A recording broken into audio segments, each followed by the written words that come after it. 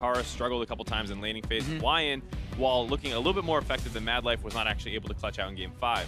And they definitely looked like it was really tough loss for them. It was super, super close to them beating P1, but, you know, they put a lot of fight up, which is a lot more than you could really say when it came to the eUnited series against Liquid yesterday. Yeah, eUnited just, they got completely smashed. There's no way to go about it other than to state it what it was.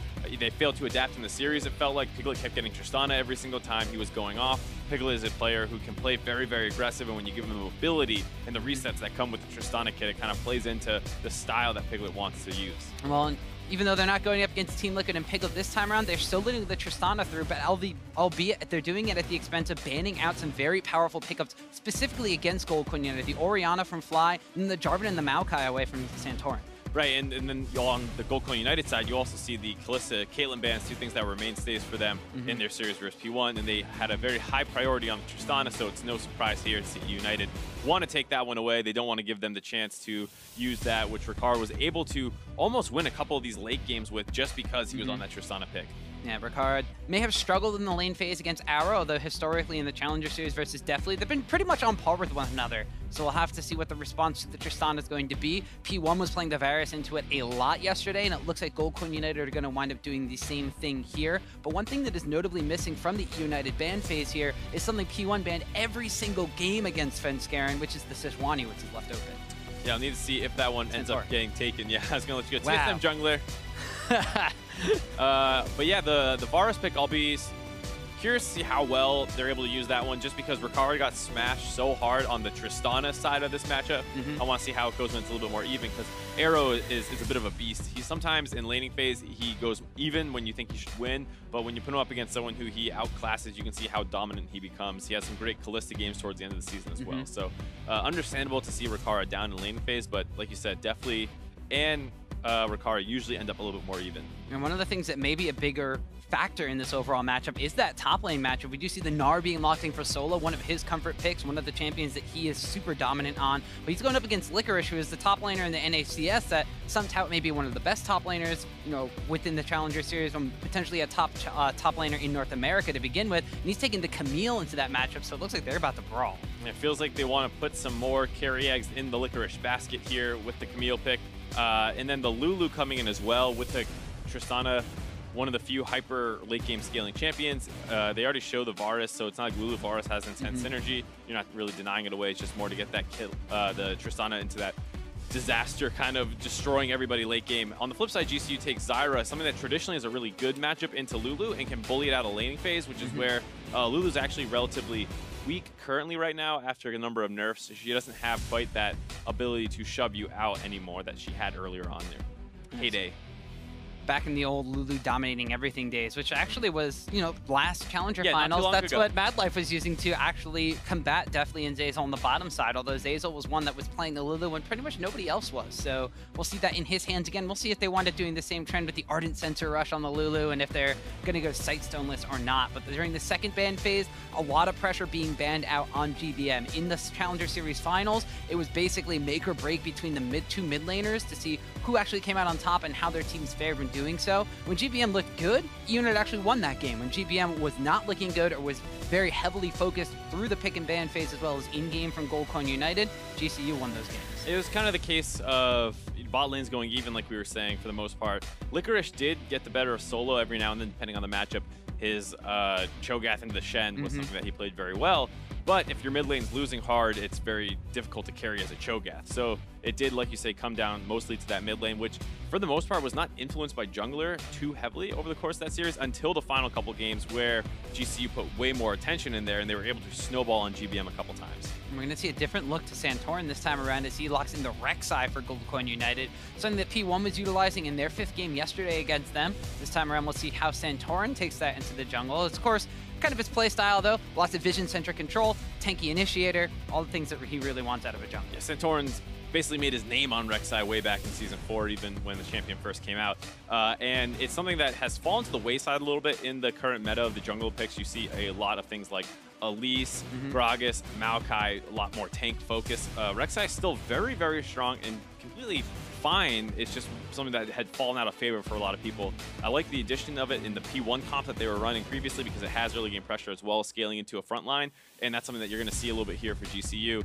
Santorin's going to be able to put out some pressure early on and then become one of the main CC bots for his team. Yeah, on the flip side, we do see that Dandy's going to be going onto the Gragas in the jungle, and the last lock-in for eUnited was Taliyah for GBM out of the mid lane. His Taliyah performances in the Challenger Series left a little bit to be desired, but he did wind up having a decent amount of Weaver's Walls to kind of cross-map and join into fights, though he didn't survive them very long. It was able to set things up for his team, but he's going to have to survive the lane against Fly, who's locked in a very powerful Syndra pick. This is pretty scary now for GBM, just the amount of attention that can come mid lane for the first 6 levels, and even after when they start getting their ultimates available, because Rek'Sai now has the ability to actually throw some damage in with the execute on the ultimate now. So it's going to be a very tough laning phase for GBM, and if, like we were saying, things kind of repeat from what we saw in the Challenger Series finals, the mid lane's the make or break position. Yeah, we did see a lot of roams up there when Madlife was playing things like Morgana and Thresh. This time around it's YN, and he's playing something that gets more of a direct kind of counterpart to the Lulu in the bottom side. We'll see the Zyra makes her way into the mid lane and gives GBM a tough time there as well. Coaches are about to shake hands here for game number 1. This is, of course, a best-of-5 series, and there's a lot on the line for both of these challenger teams. You lose here, and you are completely out of the promotion tournament. Right, you are, and if history is any indicator, GCU is the favorite in this matchup. They also looked a little bit better yesterday than eUnited, so it's going to be a tough road for eUnited here. eUnited definitely has a lot to prove if they want to try to take this and make it to the last day of games at the promotion tournament. Gold Coin United definitely took P1 to a full 5-game series. eUnited is looking to maybe do the same thing here. Game number 1 of the promotion tournament series between eUnited and Gold Coin United is about to get underway. If you've been following the Challenger Series over the past year, you might be a little bit surprised to see YN in right now for GCU at the support position. Madlife did get the start yesterday, if you missed that, and he was playing what seemed to be all right. They did get destroyed in laning phase in the first game. He stayed in for the next 2. They almost won game 2 as well, lost that one off a miracle team fight a little bit for P1, and then game 3 they won. He gets taken out. YN comes in, has a monster Thresh performance, honestly, was one of the critical factors in why they won that game. And then in game 5, he also loses laning phase very hard to Arrow, and then they lose that game. So it's a little up in the air on how well he was doing. We were just told that it was a coaching staff and management decision for the change. We weren't given too many specifics on it, so we'll have to see how he performs here. Yeah, in the last couple of games, I mean, Thresh game, he was on a playmaking support. He made things happen. They won that game. The 5th game where they lost, he was on Janna, and he was pretty much on protect the Rikara duty when he was playing the Tristana, went for the very fast Ardent Center rush, and then was pretty much protect the team. I think ended 0-0-0 or something like that in that game because, well, GCU did not get a single kill in that entire game 5. This time around, he's on the Zyra. Something's a little bit more of a lane bully, something that can really get up in your face and definitely turn things around like tower dives or create space during siege situations. So a lot of eyes are definitely going to be on YN because there are a ton of question marks around that support slot. And not just for fans, but for everybody preparing for next year potentially. I mean, this is the perfect time for YN to showcase what he has. Promotion tournament is the ideal time to say, hey, I deserve a spot in the LCS, and hopefully somebody picks him up. Yeah, players and teams alike saying things like that, but it looks like we're going to get pretty standard starts from both of these junglers. Dandy on the Gragas here. He's been pretty much on tank duty ever since, you know, the changes. Syndra kind of came in. A lot of tank junglers have gotten a little bit stronger, and ever since then, you know, when the patch first came out, 7.14, he was still playing the Kha'Zix, going for the Duskblade, full lethality and everything. But come the Challenger Series finals, even throughout the days of the promotion tournament here, he was just pretty much on tank duty and has not been able to be the same Dandy. Yeah, when 7.14 first came out, everyone saw those Duskblade numbers. They played it in solo queue and they said, oh my god, this is broken. And then there was the hot fix, and then the first couple competitive matches, people weren't sure who was going to win out, the Duskblade champions or the tank champions. Turns out it's the tank champions for the most part for competitive play. And Dandy's storyline kind of parallels Mike Young's a little bit, just in the sense that both of them were hyper-aggressive junglers who their teams kind of relied on for carrying their early game, and both are limited a little bit more with the tank meta. And we've definitely seen Dandy be able to get his fair share of first bloods and kills and assists on the Gragas pickup, but it's not necessarily the same late-game kind of threat that can basically be the big damage threat on his team. Instead, he kind of has to be the big front line and let his damage dealers in the back do that. When you have the Tristana now for Deftly, you have a little bit of more late game insurance. When you have Licorice here playing the Camille up against the Gnar, you have a little bit more of a split push threat as well to kind of break up those big 5v5 team fights. Yeah, it's a different clash of styles. GCU is very well known for going for the slow and steady, build a lead, look for the perfect executable play where you capitalize on some advantage. And eUnited does not want to play into that style, that 5v5 team fight style of play making. And they're going to go for more of a split push focus here. The question is, can Licorice get off the ground against Solo? It's not too bad of a matchup for Camille, all things considered. Solo is on his kind of signature champion at this point in the Gnar, but already down a little bit. Well, as we saw just previously, everybody watching right now thinks that GCU is going to be able to pull this one out. So maybe they watch the Challenger Finals. Maybe they're just voting with their heads on this one. But eUnited are definitely looking to have something to prove here. After going down 0-3 to Team Liquid yesterday, they really want to make a statement, not only just to stay in the promotion tournament, but doing so against one of their longtime rivals of the Challenger Series, and a team that has taken multiple LCS teams to a full 5-game series. If you're GCU, man, it's got to be a bit of a heartbreaking past couple of months, just how close they got to making it in last time around, how close they were to upsetting P1 yesterday and getting another crack at Team Liquid, because that was their story in the first promotion tournament, was they actually beat Envy the first time around, played in the winner's match, lost to Team Liquid, and then lost another brutal 5-game series to Envy at the very end. This time around, GCU, if you're watching the games yesterday, they were the ones that were having to be pushed under their own tower and farming safely down on the bottom side, but this time around, it is going to be Rikara and EUN are the ones a bit more the aggressor. CS differences overall, fairly close. I mean, there's slight advantages for the side of Fly and slight advantages for Rikara, but things pretty much all even across the board. Gold count just a couple of 100 gold slightly in eUnited's favor, but a lot of that's mainly going to be between the two jungle matchups. We do see the Gragas being able to go through the jungle a lot quicker, and we have seen Santorin already go back a couple of times, pick up a pair of boots and distract him. Yes, indeed. And as we see, Santorin going for that vision focus that everyone kind of talks about him for. Yesterday in the series that he played, did not find too many aggressive looks in the early game and kind of got moved around by Mike Young, where he was 100% going wherever Mike Young went and just trying to hold on. You know, Mike would go into the bot lane, he would go into the bot lane, Mike would invade his jungle, he would have to sacrifice camps. And so Dandy can play that similar kind of aggressive focus, and you saw already taking that Raptor camp away might be a little bit of a run back to what happened to him all series long yesterday. Yeah, Santorin was mainly about shutting doors rather than opening them up for opportunities for the rest of the team, but Solo's going to make his own opportunity. Hops in, Gnar's Licorice against the wall, forces the flash out, doesn't take him down. He already used the flash to get in there with the Gnar. Meanwhile, mid lane Fly says, you can't get a solo kill topside. I'll make up for it in the mid lane. First blood for GCU. Oh boy, so one of the things that actually happened off screen when we were talking about the junglers was Dandy made his way up to the top side and forced Solo's flash out with a gank.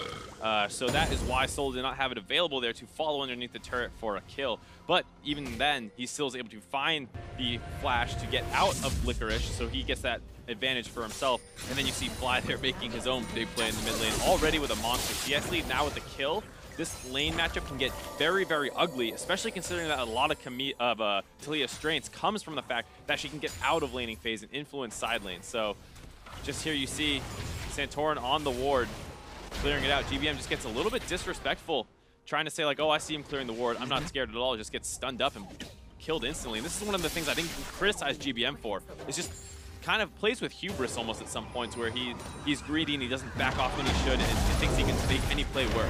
And we saw Solo about to go into Mega Gnar farm, tries to get the lockdown onto Licorice, but just quickly hookshots himself away. And the catalyst now, if you are a GCU fan, you gotta be thinking this is going great, because the things that happened in GCU series against Phoenix 1 really did revolve around Fly. A lot of it was when Fly was able to get solo kills on Ryu, or able to open up opportunities in the mid lane. That's when GCU decided, hey, we don't need to sit back anymore. We have an advantage. We saw it come in, and now we're going to do things with it. And the other big thing was when they were able to keep Ryu off of Corki. Well, there was that too. Yes. And so here, one of the things that I was saying with Taliyah and being able to get that kill and how important that is Lion kind of roaming around here, making another concerted effort on Dandy. GBM. Dandy in the brush, both people disengage, but the point is, when you limit Taliyah and you destroy her in lane, that completely disrupts her game plan of trying to get topside and snowball this Camille matchup. And she's stuck farming underneath her turret. Camille cannot make as many aggressive plays, doesn't have the support to snowball into that split push or potentially 1-3-1 setup that they could look for, and the whole game plan starts to fall apart when something like this happens in the mid lane. And if anybody knows about being able to kind of snowball those advantages and create space on different parts of Summoner's Rift, it is going to be Goldcoin United. When Santorin and Madlife are in the same roster, they usually meet up, and they're the kind of ones that invade, get deep vision together, make sure that everything is really warded up and safe for the side of Goldcoin United to make these plays. Meanwhile, on the bottom side, Lion, the guy who stepped in for Madlife, has to burn his flashways. He was going toe-to-toe with Deftly in a very sticky situation. Yeah, a little bit too far forward there, but now you see Dandy potentially not in the best spot, caught out, jumped on. Ooh, the wall knocked Fly over the other side, so he wasn't there to help Santorin as he goes down. Meanwhile, Licorice on the top side, gonna get the sweep and a solo kill onto Solo. eUnited fires back, but instantly into a pause. GCU were setting up in that top lane for a little while there, wanted to try and get a pick off onto Taliyah as she moved up to collect that blue buff, got a little impatient, started off for themselves. Dandy ends up catching them out, starts that fight that ends up a 1-for-0 in the jungle, and then because everyone knows where everyone is and Solo's pushed up, that frees up Licorice to hop onto Solo and get another kill for himself. Yeah, and it does seem like it would be a pause on Goldcoin United's side, although a play on the top side of the map goes in favor of eUnited, but the play in the jungle kind of going in favor of eUnited as well, as GBM's Weaver's Wall was able to just basically to cut off Fly from that fight, so they're able to capitalize by getting a kill onto Santorin. The blue buff doesn't wind up going down, and Dandy's able to stay alive in that trade as well. Yeah, so, I mean, if you're a eUnited fan, you're right back in the game. You see the gold lead is now basically even small advantage. We'll have to see exactly what this pause is about. Also down the bot side, Wine did just lose his flash, so a flurry of action. There's definitely immediately cuts short, right as your heart starts racing. They're like, no, calm down. Well, it's definitely a lot that we can just at least recap now. So having this game pause is actually pretty good for us, because that means the fact that, you know, we saw the trade going on the bottom side of the map. Wine was trying to push up, get a little bit of vision control, was by himself. Wine's getting jumped on there by Deftly. So bottom side of the map still pretty much even as far as CS totals go. So there's that.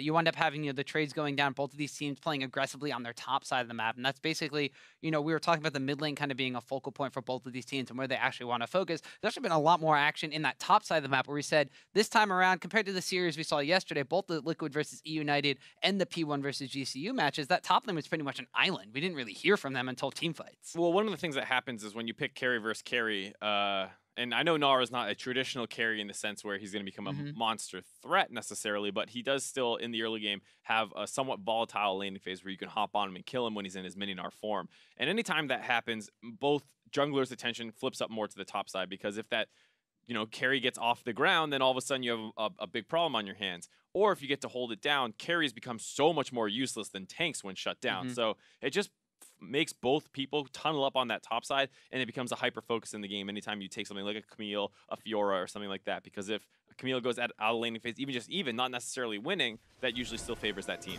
Yeah, we gotta take a look at the fight that just happened over by the blue buff area. You mentioned GCU was setting up and waiting to cut off for GBM, but they see Dandy instead, and they try to collapse on him. Yeah, they try and get onto him. Unfortunately, Fly was not able to walk far enough over the Weaver's Wall to make sure that when it bounced him forward to continue chasing onto Dandy to potentially get a kill there. So he end up split away from Santorin. That leaves Santorin the 1v2, already kind of low. He gets finished off. A nice play there by GBM, reacting to the pressure that was in their jungle. Yeah, and you saw immediately after that, you pan up towards that top lane where Solo and Licorice were already basically fighting each other. The Hextech Ultimatum was dropped as soon as they saw that engagement going on, because it had expired by the time our observers actually got up there and saw the fight going on. So Licorice, knowing that as soon as that opportunity arose, he pounced on Solo. It's one of those situations where Solo is pushed up very far in his lane. Not necessarily that safe, but because you have all that pressure in the top jungle, you're fine to do that. Licorice cannot go aggressive because he's not exactly sure where Santorin and Fly are. They could be roaming up to dive him under his turret for all he knows. So he can't go aggressive. Finally, they turn their attention onto Dandy, and then he goes, aha, now there's this mini Gnar extending the long lane by himself. I know I can hop on him, and that's where I was able to get that kill. Yeah, and that's going to be very beneficial if you're Licorice, because you're already looking at the fact that you were basically chunked out of lane by Solo beforehand. You didn't have the flash rail because your jungler was up there to try to gank him before, but you barely got out with a sliver of HP, and then you're in the position now that you are completely down in CS. Getting this solo kill is absolutely huge to get the Camille back into the matchup versus the Gnar. And even Taliyah grabbing the other kill that happened in the jungle might be able to help her get some push advantage in her lane. She can start roaming up and helping that Camille a little bit more, or maybe down the bot side with the fact that Wine just lost his flash. Zyra, a very exploitable champion when that flash goes down, very prone to ganks. You can potentially try and get some kills down onto your hyper-scaling Tristana as well. There's a lot of strong scaling champions here on the side of eUnited that they can try to get that Taliyah to kind of boost and give them some advantages back. And so I just got word that there's an investigation going on for something that happened during that top lane skirmish. There's a little bit of a game bug, and we're trying to figure out exactly what's going on. But as you mentioned, Wyan on your screen here on the bottom side of the map, being able to, I mean, just talking about him in general, I mean, coming into this matchup, we already seen like, hey, the question marks around Wyan are going to be, is he going to be able to provide the same kind of map pressure that Madlife was putting out? Is he going to be able to roam up into the mid lane and change this matchup between GBM and Fly? And especially now that GBM has gotten that extra kill out of the jungle, is going to have a bit more of an even stature in this kind of Taliyah versus Syndra matchup. Yes, and Wyan, like you said, got to be tough as a rookie kind of in this situation. High pressure, elimination series. Game 1 starts out, you're kind of getting into the groove of things. You have to deal with a pause and just kind of wait. Hopefully, you know, things work out fine. He seems to be quite happy with the pause. He seems like an energetic guy. Yeah. He was on screen yesterday. I'm pretty sure when he got word that he was going to be going in because you know how we get the shots between games. GCU's all outside. They're huddled up, you know, in the corner. And all of a sudden, he just sprints out of the huddle with this giant smile on his face, just beaming, because I'm pretty sure he was just told you're going to start. So he was very excited to get his opportunity to showcase what he has. Yeah, and so far so good. I mean, he's technically 1-1 in games. He lost the series. He was 0-1 in series, so that's a little unfortunate for him. But the playmaking Thresh was a very big factor for him. The more supportive utility style of Janna, not necessarily the biggest splash. And again, that game was kind of a disaster for Gold Coin United in general. They didn't even wind up picking up a single kill in the game. Got a couple objectives and a single tower, but that was about it. This time around on the Zyra, though, he's already shown a chance to roam towards the mid lane, although on the bottom side was without Rikara at that point in time and had to burn his flash. Yeah, I think the Janna game is just one where your team is notorious for being a little slow and not finding good opportunities. You're on a playmaking or a champion that can't really make its own plays, so it kind of just feeds into itself where it can be difficult to find a look to kind of show how good you could be. So hopefully we get to see something a little bit more on the Zyra, like you said. And he is going to have some big shoes to fill, because when he came in, I think that the big joke, you know, was why in? Why is he in? That's what you saw Twitch chat spamming nonstop. And he instantly silenced those critics when he was able to land that Thresh hook and kind of catapult his team into the Baron play. So I think that was pretty impressive. But I don't think, you know, one good game is going to be enough to silence people in who should be playing or something like that. All right, there's definitely going to be a lot to prove as we see GCU potentially. I mean, Wyan looking super excited about just being able to run off stage as opposed to running on stage as well. So, you know, maybe he just really has to use the bathroom. Yeah, it looks like there's a big group outing to the toilets potentially. Who exactly knows? At the same time, Solo stayed behind, true to his name, not going out looking for anything. eUnited's all seated for the most part. I think Deftly ran to the bathroom as well. I'm not sure where they all went, but a lot of people are up and moving around as they try and figure out exactly what to do.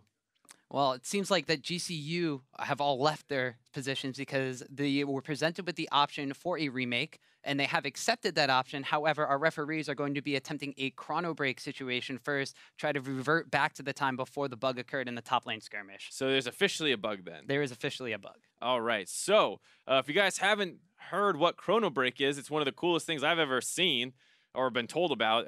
What it does is, instead of rewinding the game, is it actually remakes the game and has it play out exactly as it has. It's not quite a rewind. It replays the game up into the point right before the bug has occurred. So it's not 100% a rewind. Yeah, that's why I said it's not a rewind. Okay, I said it remakes the game entirely and plays it back out by itself up until that point. Unless I have gotten the technology vastly wrong here.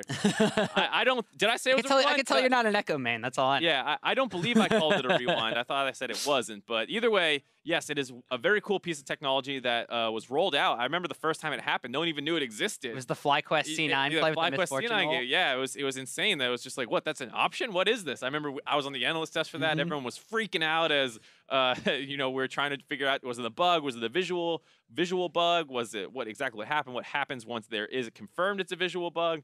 And then to hear that we have this crazy piece of technology that rewinds the game, or not rewinds, remakes the game up until that point. Yeah, it was very cool to see. Yeah, and the bug itself in the top lane skirmish, it appears that Camille disappeared from the map for a period of time.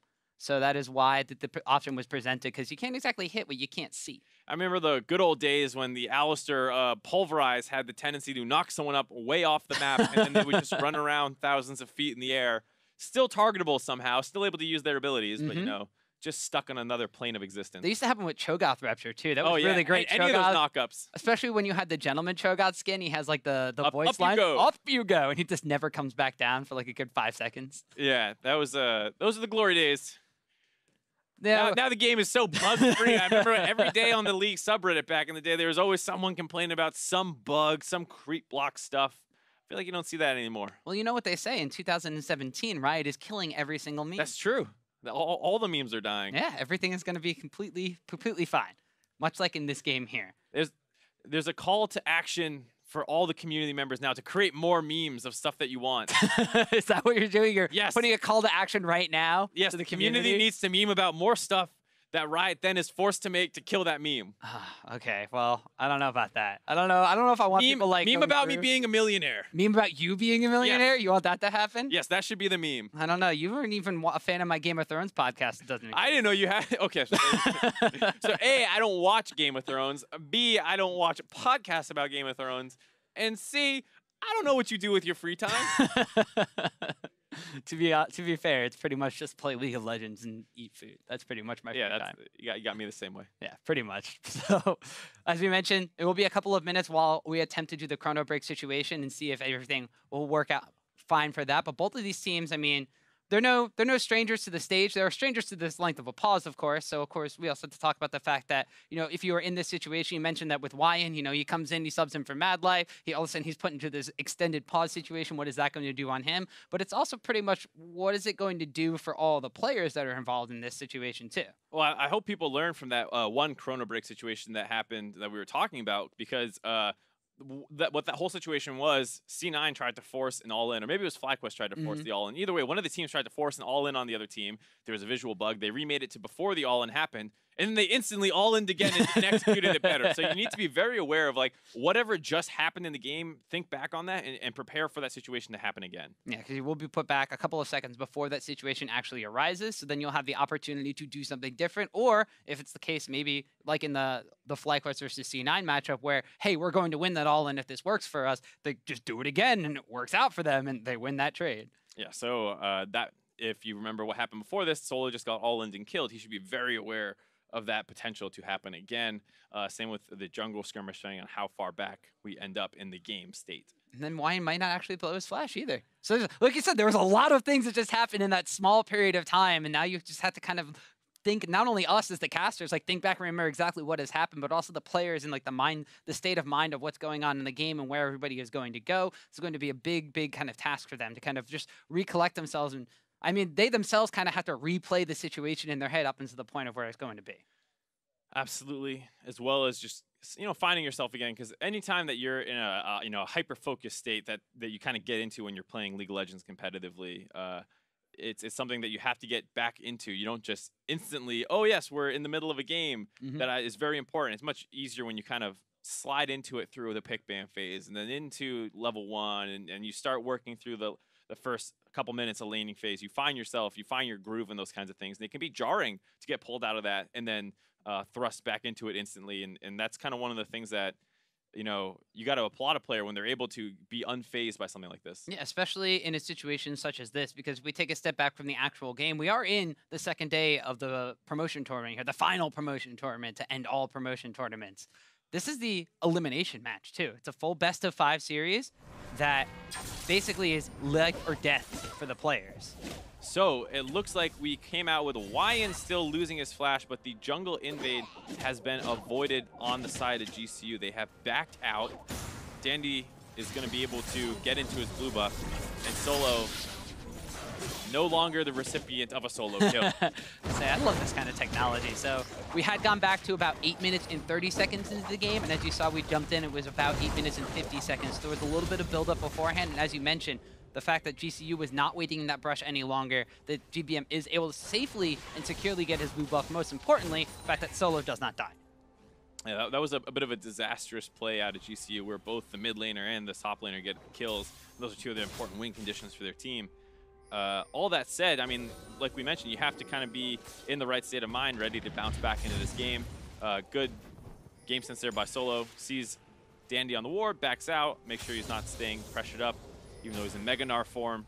And looks like everyone's going to take a moment to kind of reset themselves, actually going back to base purchasing. You see Fly grabbing Snipe over there as well. And as you saw right there, Solo making sure that the kills on eUnited's side stay at 0 this time around, as they were not going to be, as he did not give out that death that he did a little bit earlier. But it looks like Dandy's going to try to make this one happen, as well as GBM using the Weaver's Wall to come up. Solo's going to get jumped on by the Hextech ultimatum. Dandy and GBM collapse the follow, and I guess some things repeat themselves. Solo goes down. Yeah, but this is a lot different of a situation just because eUnited is using their comp for exactly what it wants to do. Taliyah is able to punish Fly on that recall timing, pushes the lane up, gets a roam out to the top side. Fly tries to answer down the bottom. Yeah, GCU decides to try to go on the bot side. Void Rush is wound up using by Rek'Sai there as Santorin tries to charge forward. The Wild Goat gets popped by Zeyzal. He also has to burn his flash though. Good answer out of GCU, though. This is exactly what you want to see. Don't let somebody make a strong map play on the top side without you finding an answer down the bottom. They are not able to find any kills. They get the flash. They continue to push very aggressively down here, and they'll be able to grab the first turret of the game for themselves. So even though eUnited gets the kill, GCU gets that first turret bonus. Yeah, so a little bit of extra gold in the pockets of GCU being able to take down the tower first, but eUnited do immediately respond with a tower of their own, so the gold count's not super far apart, but as you mentioned, Goldcoin United more importantly being able to react to the play that eUnited was making on one side of the rift and responding with their own on the bottom side. Taking a look at that, just well timed. You also see right now Fly is down grabbing his blue buff. There's absolutely no way for GCU to be able to answer this play, so instead they move down to the weak side that eUnited only has their bot lane down there for. They forced that out, but in terms of game circumstance, it is relatively important for eUnited to still make that play, even though you are going to lose that first turret and your bot lane has to back off. You do get your Camille going a little bit more. You buy some space, you get the assist. You also be able to take that turret. I believe she almost got solo gold for it. Dandy was still in the area. I'm not sure exactly if she got all the gold from taking it down, but still, very important play. Yeah, more importantly, you wind up getting the Camille, who is at a 20 CS deficit against this Gnar. A little bit more up to speed by giving her that assist and getting her close to that Trinity Force power spike, although now they're going to wind up going in and burrowing onto Zeyzal. The heal comes out, but he still goes down. Fly picks up his second kill of the game. Really nice punish there out of GCU. They just had more strength down the bot lane, so they have existing vision, and they feel like eUnited's going to come down there and try and fight for some of that vision back. And that's exactly what they do. They're able to catch out Zeyzal, who lost his flash previously. They get a kill on him, and that's going to open up this dragon for them to take as well. So Goldcoin United able to take a little bit of an advantage on the bottom side and transition into a lot as another kill and this Mountain Drake go over to them. So already jumping out to about a 1,500 gold lead in their favor. They got a Mountain Drake, so they're going to start pushing down some of these other towers. It'll happen a little bit quicker. But one of the things, of course, is still the Rift Herald on the map, which eUnited has a couple of wars around that side, but GCU wouldn't even need that neutral objective, instead rotating their bottom lane up into the mid side of the map. We'll see if they try to pressure this tower. Exactly, you know what we're saying, one of the things you can do to try and limit a Taliyah is just make sure you keep her pushing under a turret. If you have pressure down that bot lane, you find an opportunity, roam up to that mid side. Maybe you can find a flash ult with the Varus ultimate or something like that to lock her down, you get a kill. Or worst case scenario, you just keep her pinned up and then you rotate back down and catch the wave, as you see Rikara doing right now. So Rikara, content to do so. Pretty much only a couple CS ahead of his lane opponent in Deftly, although they have been able to pick up a kill on his support of Zeyzal. And Zeyzal, although he has the heal and Deftly has gone with the cleanse, he has not gone for a very fast Ardent Sensor rush. Instead, got the Ancient Coin, picked up his Sights, and actually has Ionian Boots of Lucidity first, try to get his cooldown reduction a little bit more. So it's a little bit of a different take on this Summoner spell swap. Right, so to just talk about this a little bit, the big difference that's going to come here is the fact that Tristana does not really power spike on a single item the way a Kog'Maw or a Twitch does. Twitch will get Blade of the Rune King, Kog'Maw gets Triforce, those kinds of items. That makes them very, very strong at a single item. And you kind of want to time that as best you can with that Ardent Sensor when you start moving around the map and making things happen. For the most part, Tristana needs 2 items. So I actually don't think it's that bad to delay your Ardent Sensor power spike a little bit here to work on getting vision out, especially when you are a little bit weaker on that side of the map. So I actually don't hate the decision out of Zeyzal. I wouldn't say it's 100% right, but in this game circumstance, I can see where he's coming from. Well, Zeyzal's definitely been one to kind of innovate on some of the things. He was one of the original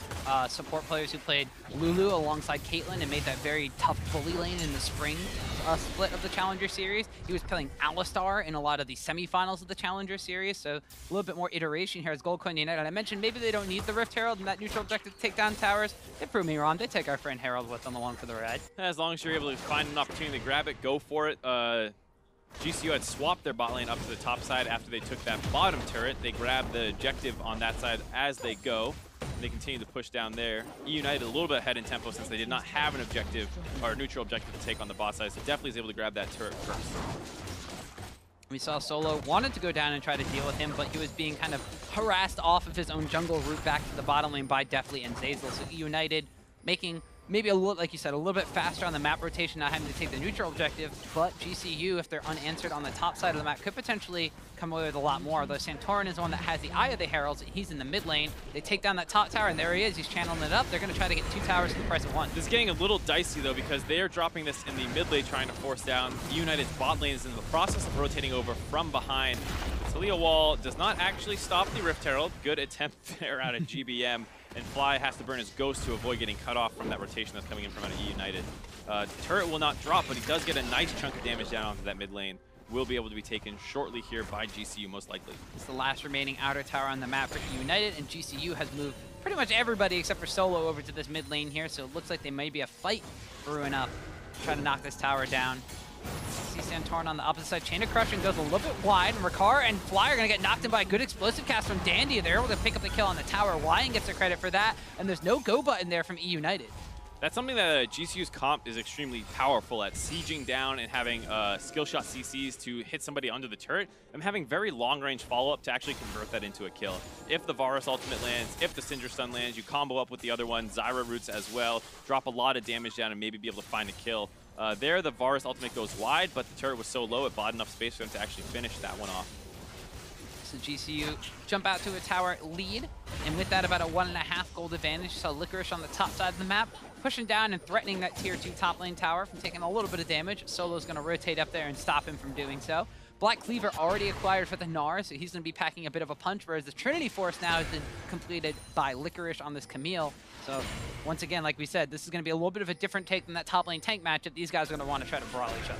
And as of right now, the Gnar is probably still a little bit stronger. Has his Ninja Tabbies complete, has that D-Shield as well as a Health Crystal thrown in as well. Both of them sitting on one completed item, but Solo has a lot more components to his name. So might be able to stack up well, but it's all about timings, just because when you're on the Gnar pick and you're in that mini Gnar form, you don't really have the damage to probably win an all-in versus Camille. We'll see eUnited's response to their mid lane tower for GCU, below half HP. So eUnited may be trying to make a frontal assault on this one for themselves, but Fly and Wyan in the mid lane pair enough for a decent amount of wave clear, so eUnited instead, they look a little bit slowed down here at this point in time. One of the things that in the Challenger series that both these teams kind of went back and forth was the fact that eUnited was usually the fast and aggressive style Challenger team, where Goldcoin United, as we saw in their series against P1 yesterday, was more slow, controlled, played around the vision, and kind of waited for their power spikes and for them to ramp up. eUnited were known for kind of just going forward and not stopping at all. As you see GBM putting down the Weaver's Wall and forcing the flash out of Fly, so I said maybe taking a little bit of time. They're trying to make a play to get this tower down, but GCU is just in the area to respond. Really nice out of GBM there. Starts rotating up to the top side. Solo senses that pressure, drops a ward, but GBM's able to clear that. If he didn't spot him out, he might have been able to dive up on the top side. Instead, focuses back down towards the mid lane, shoots an ultimate behind Fly, gets the flash out for free. And he's doing a good job moving around the map, trying to influence whatever lane he can. And we also see that now GCU may have moved down to this Dragon area. They took the first one of the game off the back of making a play on the bottom side. This one's going to be a Cloud Drake, so it's not the most combative Dragon. However, eUnited does not want to give over the stacking Drake win condition to the side of GCU, so they're trying to make a play in here. Licorice already joined the fray. Wyanho is going to root him up. They get a knockback from Syndra, and the Unleashed Power will take down the Camille before she even starts this fight, but GCU getting hit up by GBM and Dandy. Fly and Rikara both extremely low. Solo has to try to hop away from that one as well. eUnited have gotten the carries extremely low from GCU, but haven't been able to take anybody down. Bit of a sketchy situation there. GCU was able to find a pickoff onto Licorice at the start of that fight, but it took a while for Solo to get involved, as well as a nice ultimate out of Dandy. Made that still very scary. GCU does find the single kill. eUnited is the one, though, who comes away with the Dragon. So they can test it, and they wind up losing their top laner's life, but they do wind up getting the objective. So gold goes in favor of GCU, but objective goes in favor of eUnited. The downside is that they're not able to continue chasing into that mid lane and try to put pressure on that tower. So taking a look at it, Wyan tries to wait as long as possible, but Scary's just going to get face checked. So they just go for the chain CC blow up onto him. Not a bad decision. Dandy is able to get that dragon down, and the ultimate as well puts everyone next to GBM, who's able to pelt them all very low, but he starts running out of mana, and then it's hard for them to run through Solo, who finally teleported into that fight. So not actually able to find a way to punish, despite how low they got all those members. Gold lead continues to increase up to about 2,500 now for GCU, and though they did lose the dragon, I'm sure they're not going to be too upset about that. The Cloud Drake not going to result in a dangerous situation where if there was a mountain dragon, suddenly Camille's split push becomes much scarier or something like that. Yeah, or if it's an infernal dragon, all of a sudden GBM's Taliyah and Deftly's Tristana, okay, a lot of extra damage involved. So GCU still coming out slightly ahead in that regard. Now we have Deftly though on this Tristana nearing that 2-item power spike, and as you mentioned before, with the build that Zeyzal was going for, while Tristana is about to hit that static shift power spike, he has the itemization in his inventory already for an Ardent Sensor, so these two should be coming online relatively the same time, which means that GCU may be a little bit more hard-pressed in the siege situation in just a little bit. It's one of those things that when they do hit both those power spikes, you can expect to see them probably group up and abuse it a little bit. If you're able to get a couple shots off with your Q on, as well as the Ardent Sensor, Lulu WE, you can suddenly shoot out a ton of damage from on-it hit effects, as well as the high attack speed that you'll have. So we'll see if they choose to group up when that power spike happens. They're already kind of grouped up in the mid lane, but it looks like they're just kind of on wave clear wars at this point in time. We saw this a lot of the P1 and GCU series yesterday as well. We saw Arrow on the Varus being put into the mid lane to kind of wave clear against the Tristana. Actually, Solo on the bottom side finds himself a solo kill. Yeah, nice play out of him. Maybe gonna need another look at that one. Licorice's ult is on cooldown. Not sure who initiated the fight though. Either way, the Gnar in that Mega Gnar form, like I was saying, that you got to play around these windows. If he's in mini form, yes, Camille probably win. In Mega form, especially if you're near a wall and you get bashed into it, probably going to come out with Mega Gnar on top. And that's what happened there. Yeah, that's exactly what happened with Solo in that situation. So GCU now 4 kills to 1. Get a little bit of extra gold in their pocket from that one. More importantly, the fact that the split push Camille threat is down means that eUnited had to back away from that mid lane, but now Fly might be caught a little bit too far forward. Greeding for a bit of Sparm as he's going to get knocked back by the Weaver's Wall. Tries to take down Zeyzal with him, but Shutdown's going to go over to GBM. Oh yeah, just way too far forward there. You see no vision past Ripper at all on the side of GCU, and he's up past mid lane. And here you see down the bot side, it is Licorice who kicks this one off, hops on the Solo, has him in the Hextech Ultimatum, is kiting him out. Nice job by Solo to eventually, as he's kiting, instead of kiting up the lane or something like that, kites left towards a wall, so that way when he hits that Mega Gnar, he can instantly use his ultimate and get the stun. Outplays Licorice a little bit there, gets the kill, and it's one of those things that just sets the Camille's power spike further behind, because you give this influx of gold to your opponent, he's going to hit his items first, it's going to take even longer before your split push really becomes online. It was nice that eUnited could find a return kill on the far side of the map, but Syndra in a long lane should not just be pushed up like that at all. It's so dangerous, especially when you don't have vision versus Taliyah. It's one of the weaknesses of the champion pick in general is the fact that it does not do well in those long lane split push situations. Very similar to like Orianna and the other mid laners who pack quite a punch, especially in the lane phase, but not necessarily against multiple targets like that. But now we see GCU returning to the scene of the crime, heading back up to the top side of the map and trying to put some vision control around the Baron Pit. They don't want eUnited being able to try to sneak that one down now that we do have Tristana on her 2-item power spike, and the Ardent Sensor completed by Zeyzal. And as you foretold, Mark, they're grouping up in this mid lane. They really want to try to knock down that last outer tower. And it's going to be tough. GCU's going to try and find a look here. Solo off on the flank, almost in Mega Gnar.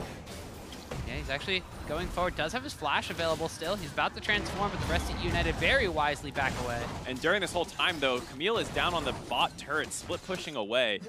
Going to be able to get that one right there, actually getting this gold lead in favor of eUnited for the first time this game, I believe, since the kills started coming in.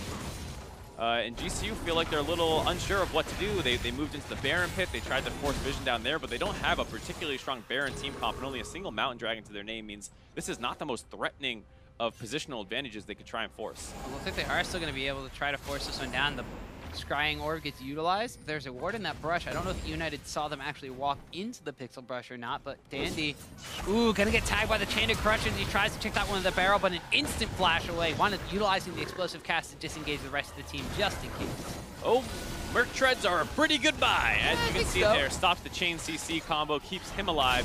Means that they're still under pressure, and now they're down an ultimate that is very important for finding these pickoffs at the start of a fight. We saw Solo having to rotate up to the mid lane from the bottom side of the map as that fight looked like it might be breaking out. Did not want to wind up expending his teleport. Mountain Dragon's going to be spawning in about 10 seconds. So we've done this Baron dance and mid lane dance for quite some time, because the last time we saw a lot of action was, well, there was a solo kill on the bottom side of the map here, but before that was the Elemental Dragon, the Air Dragon that was being taken down. So it's been about a good 5 or 6 minutes since we've seen a big old team fight. It looks like the Golkonia and eUnited are both positioning for one. Body Slam forces the flash out of Santorin, as Deftly has to hop away from Syndra, putting down some pain with the orbs. Good trade of damage by both teams there. Definitely gets chunked out. He's going to be trying to get back up. GCU now, with that little bit of chunk, they were able to get into this Dragon Pit. Definitely healed off camp. I believe he's back up to full. But GCU starts off the Mountain Dragon. Yeah, Solo's a little exhausted right now, so he has no Gnar bar available. He's going to start building this one up, but looks like eUnited instead are going to make a rotation for this mid lane tower. So they lose the Mountain Dragon. That's 2 for GCU, but they are able to get that tower and increase their gold advantage now to about 1,500. Overall, not a terrible trade. It is nice to be able to get that mid lane turret just because it's so important for being able to push in further. It frees up a lot of map movements in general. But giving up a second Mountain Dragon is a little scary, because if GCU gets control of the mid lane and start posturing around Baron, you suddenly have to respect it so much more than you would have previously. Right, you have a Blade of the Rune King Varus as well, so the percentage of HP damage to that Baron buff is going to be either ever more increased with the Mountain Drakes. Zyra, no slouch at damaging either. She's one of the highest damage supports, sometimes out damages mid laners. She definitely packs a punch, it definitely hurts. But we'll see if YN is going to be a big factor if they try to do something like that with the Baron tag. I mean, in that case, you could technically have a situation where Santorin, Rikara, and YN wind up going for the Baron, which makes this Mountain Drake even that much more impactful. So eUnited have to keep their eyes peeled around the Baron pit area. They're going to continue to utilize the Licorice split push, though, and this is something that they were playing around effectively throughout the Challenger Series, just the entire regular season split, and even the semifinals. They're giving him Gnar, they're giving him Cho'Gath, they're giving him opportunities to create space and make a difficult situation for their opponents to react to on the map. And Licorice's teleport play had been top-notch in the Challenger Series. Just haven't necessarily seen eUnited utilizing the teleport play aspect of this one. And actually, he's going to lock on Assault, the Hextech Ultimatum. GBM actually joined the fray as well, but so does Fly. And Licorice, I was just talking good about you, buddy. Why'd you have to die? He goes down. Really nice read out of Fly, though. It felt like they felt that tank coming in. Ooh. Still not working out quite yet. Solo gets the flash away. Yeah, the explosive cast knocks Fly off to the side as well. GBM, though, might not be done with this one. Cleanses off the stun coming out from the Scatter of the Weak, as Deftly and Zeyzal are also kind of running here. The thing is here that Fly and the rest of his team are running the opposite way. Solo going to try to get the teleport off. He does! He completes it. He escapes. Able to avoid giving up a double kill, but it's a little hard to say that was worth it. He's down teleport advantage now to Licorice. GCU, three-man core is not nearly strong enough to force down Baron on the far side. So even though eUnited looks like they're overextending resources to find a kill there, they're actually not going to have to give up anything as a result. That was exactly the kind of play you have to worry about if you're GCU, as GBM might have overstayed his welcome a little bit in the bot lane. GBM now going toe-to-toe once again with Solo, saying, I wasn't done with you yet, want to get a kill on you, but instead Solo's the one who packs a punch and decides to back GBM away. Yeah, so we'll take another look at that. GBM moving over to his split push and carry, gets a nice Taliyah wall off. Solo makes good use of it, stunning him into the wall. Did not pop the Banshee's Veil fast enough to get that one off as well, but Fly was on the way in, ghosting over. He instantly blows up Licorice. Now GBM's a little caught out of position, but Dandy has the inside track as well as the rest of eUnited, so they're able to collapse down into this bot lane. A good decision by GCU to actually kite out down. They could not really get up to their team there or back to their base, so they just kind of stall out the situation where neither team ends up with any objectives. But it is scary because this Camille, as much as she's been shut down at 0, 3, and 1, there is this feeling that at any point she could find a kill. And now without teleport advantage, eUnited might get a little bit more aggressive around the Baron. So she has her two main items, and the fact that now there's a Ravenous Hydra picked up as opposed to the old Titanic Hydra build we had seen, and the Trinity Force. And now once again, Licorice and GBM teaming up to try to take down Solo. He's almost about to go Mega. One more ability will do it. Decides to actually utilize the timer to do so. As YN shows up just to throw some roots in the way to dissuade the chase. At the same time, the eUnited are utilizing this pressure in the mid lane between Zeyzal and Deftly, pretty much doing it all themselves, trying to finally take some pot shots at this mid lane tower. I thought with the global advantage they were going to attack the Baron. Instead they go back to Solo. It still kind of is abusing the global in the sense that if you put both those people down to the bot lane, normally you're concerned about Solo living and rotating and teleporting up to the Baron, but One, they already have mid lane pressure on the side of eUnited, and two, without that teleport, Solo can't join up with his team if they did try and force somewhere else in the map, whereas Licorice can still teleport in. So in that sense, they are still making good use of that global advantage. No, instead, they're playing around Solo by giving him assistance, although they haven't been able to really take down the pesky Gnar, who survived for quite some time. And as we were mentioning now, Camille going back and building up some armor, has a Warden's Mail as well as a Ninja Tabby, so being able to take these fights more to the Gnar and having Solo be a little bit more hard-pressed to try to take this. So instead, it's going to be GoldCoin United saying, we don't want to have to deal with the split push game. Camille's all the way on the bottom side. They're going to force that global advantage if they want to teleport at all. Yeah, I really like this decision by GCU. Just force it down. Don't let this split push game continue. Wait a second. Tristana stole the Baron. Whoa! Whoa! Tristana takes the Baron, and Dandy's still trying to stay alive. The Void Rush from Santorin will be able to take him down, and I didn't even realize that happened, but that's the second time we had Tristana crit steal Baron. Yeah, and with that Baron buff, Licorice is continuing to split push. This also means that GCU does not have the Baron buff recall advantage to try and get back and defend their base quickly. Instantly, eUnited turn and use this to continue to push up these lanes. Oh man, so eUnited now, they take the bottom lane inhibitor, they wind up taking down the mid lane inhibitor tower before GoldCoin United can even respawn. And now they might have to actually back away from this, and they did wind up losing Dandy in that, so it's still a 5v4 situation, but that is so upsetting for GoldCoin United. I would need to look at that again, because I did not think Tristana was in range for an auto attack. I might have missed it, but it felt like this Weaver's Wall was not great. There was the Varus ultimate to lock down onto Dandy. Tristana might have auto attacked a person, and the Shiv crit bounces. It is the Shiv crit. Early smite and the Shiv crit. I was gonna say there was no way I thought Tristana was in range for that. She was not, but the miss smite there out of Santorin allows them to be able to steal that just with a little bit of that kind of AoE damage that just pops in. It's one of the scariest things that you have to deal with, and a great call out of GCU. I can't fault it. They brute force that down. They have the double Mountain Dragon. They use their tools to keep the smite away. They just failed that last step of actually securing it.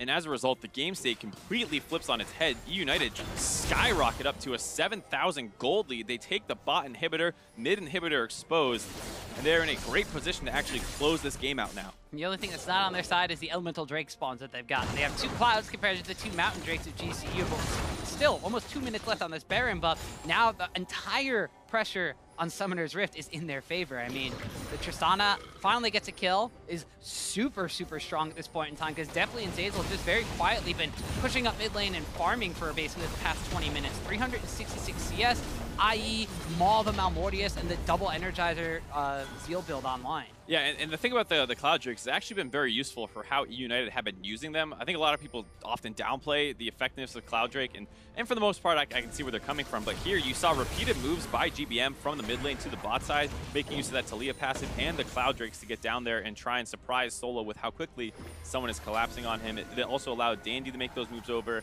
And if you want to get really crazy, probably brought Tristana in range for that auto attack. So, you know, Cloud Drake wins the game for United. I guess so. Right now, maybe Licorice trying to do a little bit too much himself as he winds up going down, but he's forced a lot of GCU away onto the bottom side. That's going to open up this top lane inhibitor tower to go down. Definitely hops into the fray, and they're going to try to pick off Fly. He's going to stay alive barely, but GBM flashes him for a kill to start off this fight. Now they're trying to lock down onto him as Solo and Santorin both leap onto him. The Void Rush is what secures the kill, but Deftly's still super healthy because he's got an Ardent Sensor Lulu to help him out. Cleanse has been popped right here. He's trying to chase down onto Solo. Will not wind up jumping because that's on cooldown, but also everybody from GCU just left their base. Yeah, they're too far away now. Deftly's just going to rotate up to that bot lane that Licorice was escorting in. He's going to start working down these turrets. GCU does get their recalls off, might be able to defend. Dandy's getting soloed out by the Gnar right now, and they gun onto Deftly. Ooh, he's able to finally pick up with a boulder toss, but Deftly stay alive, flashes away. He's kiting for his life at this point in time, trying to lifesteal off a ward. Doesn't work anymore, buddy. Meanwhile, Zeyzal trying to run on the opposite side, keeps his carry alive, but gives up his life. At the same time, Tristana gets the last couple of shots on an inhibitor, takes that one down.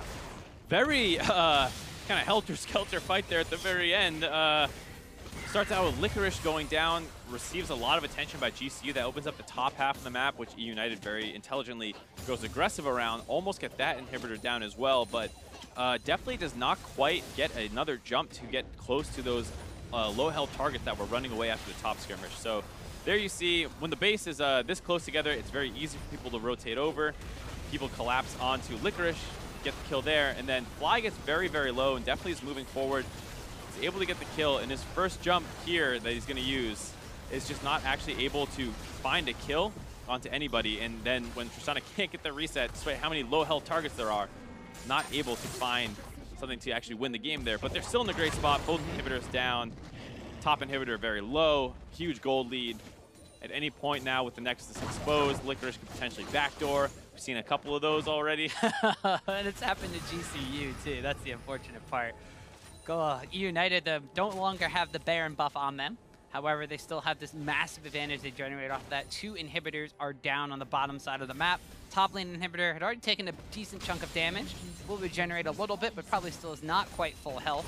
That means that all they have to do is sit up on this top side of the map and take some shots at that, while Licorice on this Camille pickup, 0, 4, and 1, but still probably one of the most effective Camille's I've seen with 0 kills. I mean, it's very funny when you look at the kill score, 5 to 10, and a useless, if you look at the score line at least, Camille, who has not accomplished much in the split push game, but still they brought a lot of pressure to the pick overall. Licorice was able to take objectives when he was given time alone, so like you said, scoreline says not a great game for him, but overall I think he's actually done a decent job. The bottom lane inhibitor has respawned, but it will shortly fall as the top lane one did so just a couple minutes ago, seconds ago. Now eUnited, all they have to do is, there's an exposed Nexus right here. They just have the lean on Tristana with the rapid fire cannon. They could just wind up focusing down on the Nexus and picking this game up and taking game 1 as a victory, but they're going to go for a little bit of a fight. The Void Rush is dodged out from, so the Hextech Ultimate doesn't wind up landing, but Licorice finally gets on the board, utilizes that sweep, picks up a kill.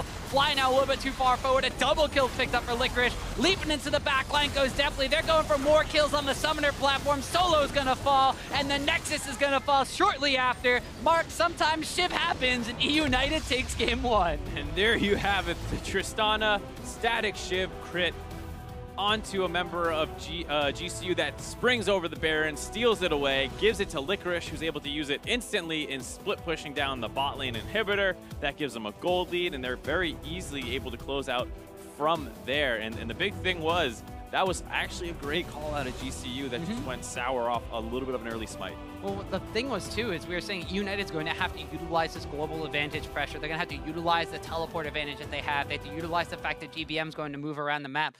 But they didn't. They didn't play with the teleport play. They were trying to just basically sacrifice the Baron to get that inhibitor on the bottom side of the map with Camille split pushing, and things just went even better than they expected because of that. Yeah, it's one of those things where you get a reward when you were not expecting it. So it is still a little scary for eUnited because GCU made a lot of good plays overall, I'd say. Just in terms of, I like their idea of trying to limit the Taliyah's game impact by taking the Syndra pick early on. There were a couple mistakes out of Fly over the course of that game, like being overextended up on the top side. But still, the overall game plan out of both teams, I liked a lot. 2 very different styles out of them. And it kind of came down to a little bit of a unlucky play there for GCU. Yeah, and I mean, that's basically like one of the things is Goldcorn United from the early game, from the draft phase, from everything we saw out of them, wound up coming up very, very well for them. I mean, Fly himself was actually doing extremely well in the lane phase. He got a solo kill early on GBM as the Syndra versus the Taliyah matchup. He was able to roam around the map. He wasn't able to really get a lot of kills on the bottom side, but he blew the flash on Zeyzal, which wound up resulting in another kill a little bit later on as well. And they broke that bottom turret open. Then they flip up to the top side. They get the Rift Herald. They take the top turret. And they were doing a really good job of getting objectives in the early game where their team comp is kind of the strongest when Varus is ahead of the Tristana, Syndra over Taliyah, obviously. And so they did a good job getting those advantages. It's just once the map opened up, they were a little sloppy around the Taliyah, and then they were obviously way too sloppy around that Baron. Yeah, and actually we have a replay of that Baron fight going down as well. Like you said, Goldcorn United initiated this. It was the right call from GCU, and it was actually a poor response from eUnited, but a little unlucky. Yeah, there you see the crit onto Wyon's going to be what actually steals it away from the static Shiv. GCU did a good job keeping the smite away of Dandy with the Varus ultimate, as well as the fact that with the double Mountain Dragon, this was a good decision to burn it down. It's just unable to actually secure the Baron. They get the kill onto Dandy, but it doesn't matter. His job is done in the sense that, hey, we got the Baron, even though I wasn't the one who did it. And like you said, Licorice, even though he had the teleport, decided not to teleport in. They did not have great vision around it to have a spot to teleport in for a nice flank, to try and kill people on cleanup or anything like that. So he stays in the bot side, continues to push, and once he gets that Baron, he's able to take the inhib turret bottom as well as start pressuring Nexus turrets. Yeah, and United kind of joined the ranks now of teams that are able to steal games away from Goldcorn United in this promotion tournament. But one of the things we actually had to look at is the fact that the solo lanes from Goldcorn United, both Solo and Fly, Solo got a champion that shows great mastery over. Fly got something that he was extremely dominant on, and they were able to get advantages for Gold Queen United in the early game, which is what we said sometimes they lack. And this is one of the things that happened a little bit in the finals between these two in the Challenger Series. Fly got the better of GBM for the most part, and once again, starts out with a solo kill, moves into the jungle after, like you said, he helped burn Zeyzal's flash, be able to get a chain CC down onto him. They get those 2 kills early on, and then there was also the Dragon fight where he combines with Wyan again to blow up Licorice instantly at the start of this fight. Still a little bit scrappy, but then he starts making mistakes as the game moves on. Here, pushing up very far on the top side. You see almost no vision up there in the top lane, a couple wards in your mid line, but obviously if they're coming through the top jungle, you're not going to see him coming, gets picked off, and that's where the game started to come off the hinges a little bit. Even though GCU had all that great early game play, it still was slowly moving more and more in eUnited's favor. They started forcing around the bot side, they found the 2 kills, and it felt like, you know, this game might actually go eUnited's way before it catapulted in favor of eUnited off that Baron steal. It's very similar to the way the P1 and GCU games kind of played out yesterday. The fact that P1 had like this very early game focused composition. Granted, GCU's comp wasn't completely early game focused either. They had a lot of damage on their team and still was revolving around the team fights. But United kind of had like that late game insurance. We had the split push Camille, which will eventually out 1v1 the Gnar, the Tristana, which is eventually going to be a late game team fighting monster. And so the clock was kind of ticking, and GCU had all the pieces in the right order. It's just as soon as one of them fell down, the rest of them catapulted in a domino effect. Yeah, and at the same time, GCU is not known as the aggressive early game team who's going to snowball a game. So even though, you know, that's kind of what their champions do, that might not be what they do best stylistically. Right, so we're headed for a break after that game 1, but there's more coming up. When we return, we'll see if Gold Queen United can tie the series up, or if eUnited we're going to jump out to a 2-game lead.